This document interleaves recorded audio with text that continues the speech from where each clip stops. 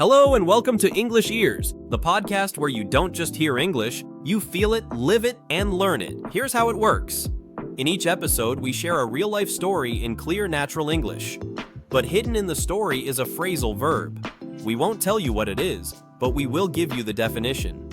Your job? Listen closely. Try to find the phrasal verb, and once you think you've got it, write it in the comments, along with your own sentence using it. Sounds fun? Let's try. Today's phrasal verb means to speak honestly about your feelings, especially difficult ones. This definition will stay on screen as a reminder while you listen. You'll hear the verb 3 times in today's story. Use naturally. Are you ready to test your English ears? Today's topic is something we often hide behind a smile. Mental health. Let's dive in. Emma was 16. She lived in a small town with her parents and younger brother. Every morning, she got up early, made breakfast, and left for school. She was always on time, always smiling, always polite. To most people, Emma seemed perfect. Her grades were high, her clothes were neat, her life looked easy, but Emma felt different inside. She often woke up feeling heavy, not physically tired, but emotionally drained. Sometimes she didn't even want to get out of bed, not because she was lazy, but because she felt empty. She had friends, she had family, but still she felt alone. At first, she didn't think much of it. She told herself, "Everyone feels sad sometimes. Maybe I just need to sleep more."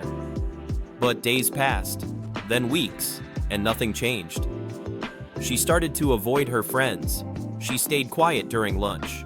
She stared out the window during class. One afternoon, her friend Lily sat next to her. Lily had noticed something. She didn't push Emma. She didn't ask 100 questions. She simply said, "If you ever want to talk, I'm here." Emma looked down. Her hands were shaking a little. Then, slowly, she began to open up. "I don't know what's wrong with me," she said. "I feel like I'm in a dark room, and I can't find the door." Lily listened quietly. She didn't interrupt. She didn't say, "Cheer up," or "You'll be fine." She just listened.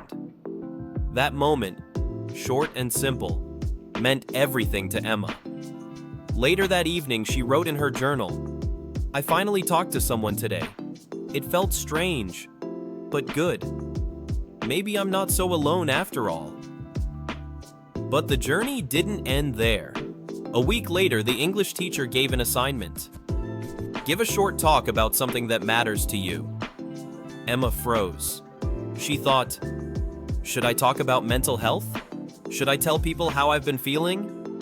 She was scared. What if people laughed? What if no one understood? But then she remembered Lily's words. "I'm here if you ever want to talk." And she decided, maybe someone else needs to hear this. So she stood in front of the class, hands shaking, voice soft, and she spoke. We often pretend to be okay, but sometimes we're not. And that's all right. What helps more than anything is to open up, even just a little. The room was silent. No one laughed. No one looked confused. Some students even had tears in their eyes. After class, one boy came to her and said, "I've been feeling the same way, but I didn't know how to talk about it, until now." Another girl messaged her that evening, "Thank you. You gave me the courage to tell my mom how I feel." Emma felt something new that day. Not fear, not shame, but relief. She had opened up and helped others do the same. That was Emma's story. A story of quiet struggle and brave honesty. Now it's your turn. Did you find the phrasal verb? Remember, it was used 3 times. Your challenge. Write the phrasal verb in the comments. Use it in your own sentence. If you missed it, that's okay. Replay the episode and try again. Every time you listen, you get better. Every time you reflect, you grow. And every time you open your mind to stories like this, you open your heart too. Thank you for joining us on English Ears.